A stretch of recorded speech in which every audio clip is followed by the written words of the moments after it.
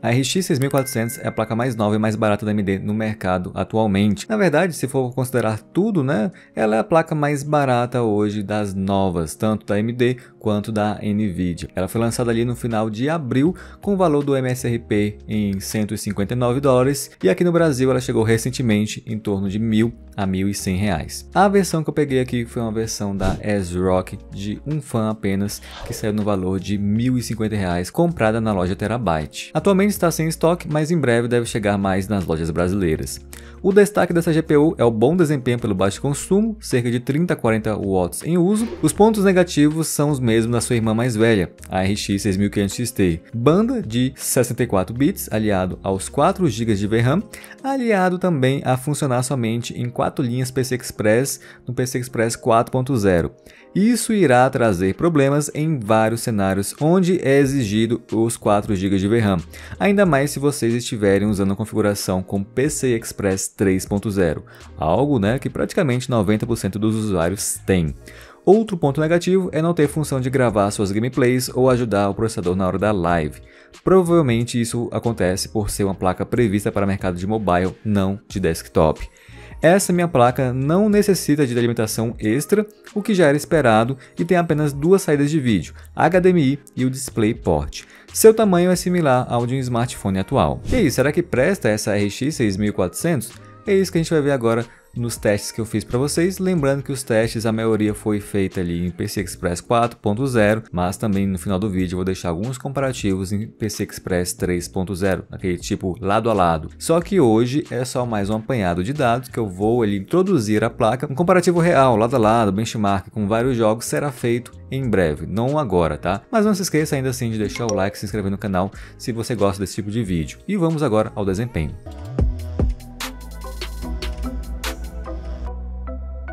Vou deixar para vocês as especificações da placa e também a versão do driver usado, algo que pode fazer com que o desempenho de alguns jogos varie de tempo para tempo.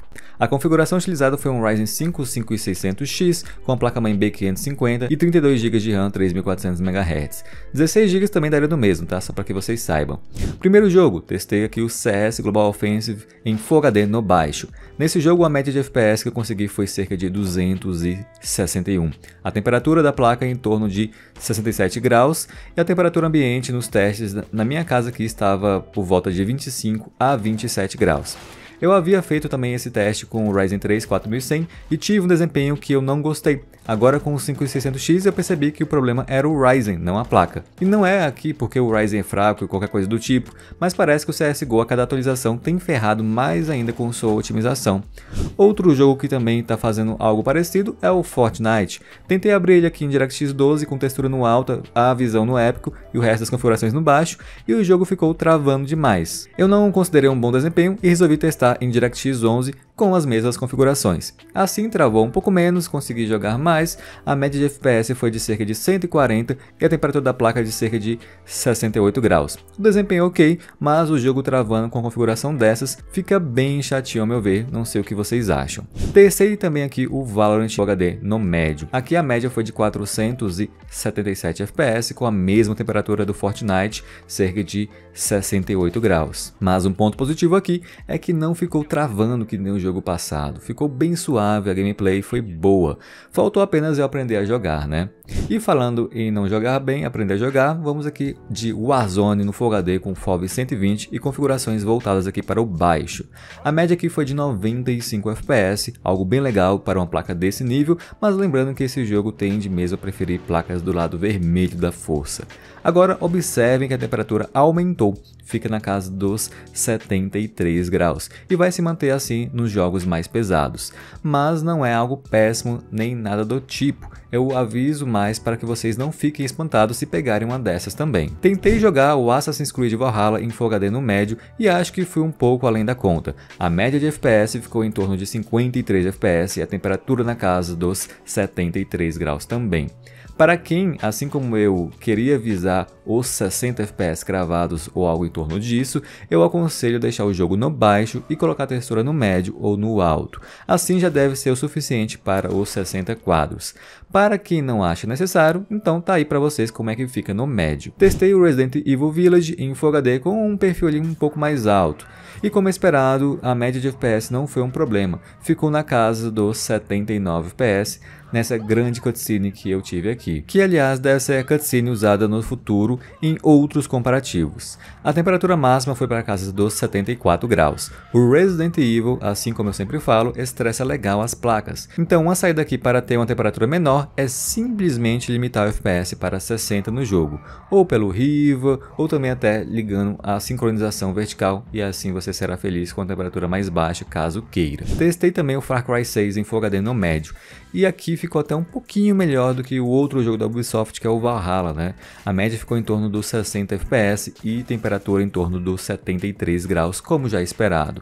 Em alguns setores o FPS vai cair para cerca de 50, mas não percebi isso gravando minha gameplay. No geral foi um desempenho bem satisfatório. Lembrei dos tempos que eu jogava Far Cry 3 na minha famosa GTX 750 Ti. O último jogo foi o God of War em Full HD com a textura no médio e o resto do jogo no baixo. Na verdade, a textura no original que é o médio. A média aqui ficou na casa dos 60 FPS com a temperatura por volta dos 74 graus. E assim como no Resident Evil, o bom da guerra também é bom para estressar a placa de vídeo. Considere usar um desses jogos para testar melhor sua nova GPU.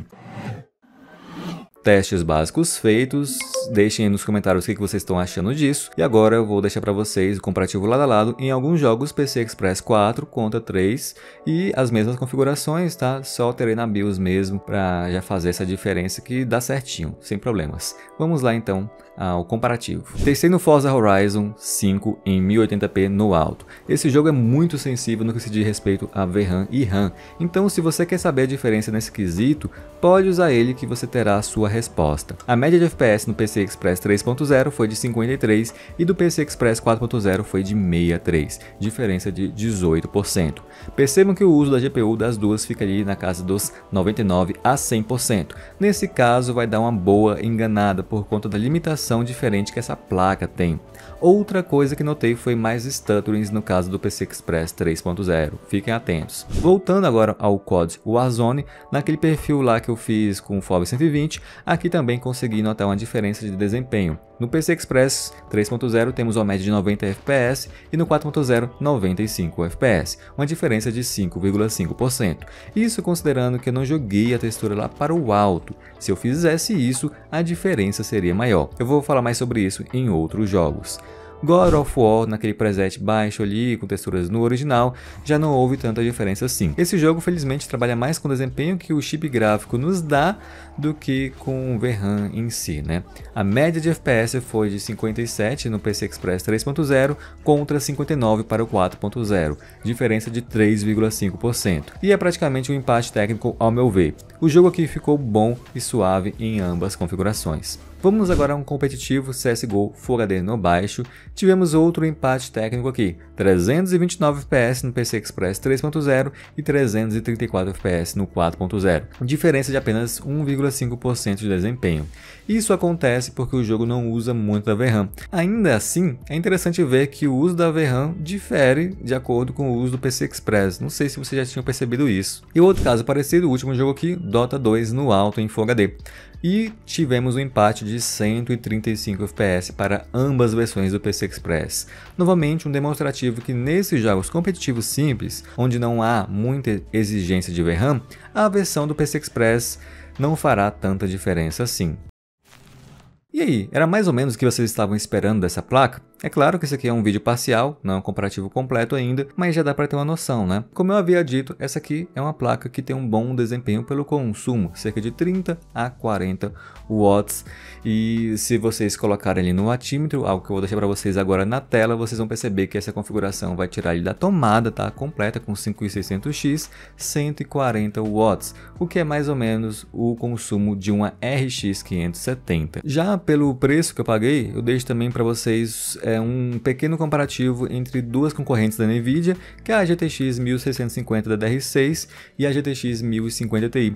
E vocês vão ver que essa placa aqui fica semelhante ao desempenho da 1650 da DR6 quando, é claro, está no PCI Express 4.0, talvez ela tenha um desempenho semelhante a 1650 da DR5 estando em PCI Express 3.0. E lembrando que todas essas placas aqui, independente de quais forem, são superiores à GTX 1050 Ti, que hoje é vendida no mercado por R$ 1.200 mais ou menos. Também gostaria de lembrar que essa GTX 1050 Ti estava sendo fabricada ali em 2021 por conta da pandemia, tá? Então os lotes que temos aqui não são lotes antigos, são lotes novos, tá? Essa placa provavelmente vai ser substituída pela GTX 1630, que vai ser lançada em breve. Fiz um vídeo sobre ela ontem, mas não parece nada bom, tá? Parece uma placa até inferior, então provavelmente vai ser um feio grande da Nvidia. Infelizmente, o ponto negativo é que você, como eu disse, não pode gravar sua gameplay, nem fazer suas lives. Se você vai lá no OBS, você só vai ver a opção para usar o processador. Isso, para processadores mais fracos, vai transformar sua live um pouco lagada,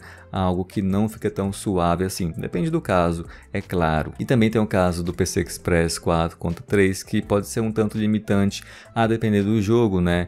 Esse aqui me lembra aqueles casos da GTX 960 de 2 contra 4 GB, que quando você tinha um jogo muito pesado, aí você tinha uma grande diferença de desempenho. Se o jogo fosse mais simples, mais tipo CSGO, Valorant, coisa do tipo, aí a diferença delas seriam praticamente nulas, né?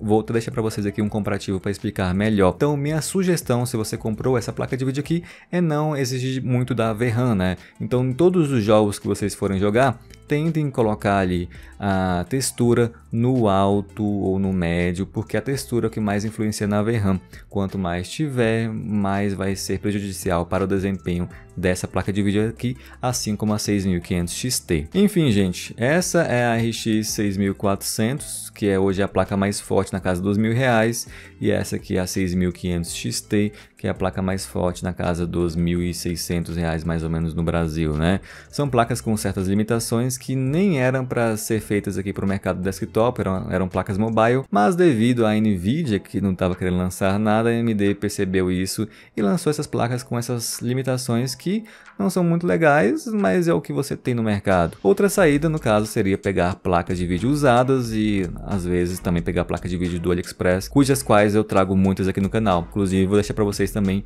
alguns vídeos de outras placas do AliExpress, se vocês tiverem interesse nessa mesma faixa de preço. Lembrando que essa placa não foi cedida a mim por nenhuma loja, tá? Eu comprei realmente na Terabyte, então, embora eu tenha uma afiliação lá, essa afiliação se trata apenas de links, que aí quando você compra pelo meu link, qualquer link da descrição, você ajuda aqui o canal. Então eu não me importo se você compra a placa do Brasil, placa da China, placa usada, placa nova, desde que você possa comprar pelos links, você está me ajudando. Então, se você gosta do meu canal e quer ver vídeos parecidos, lembre-se de usar os links da descrição, ou até ir lá no Telegram, no Instagram, pedir o link para mim, e assim vocês nem precisam mandar nenhum Pix, coisa do tipo, que eu não gosto muito de mexer. Simplesmente no ato da sua compra, que você já ia fazer, você vai estar ajudando o canal, certo? Então, por enquanto é só, a gente se vê na próxima.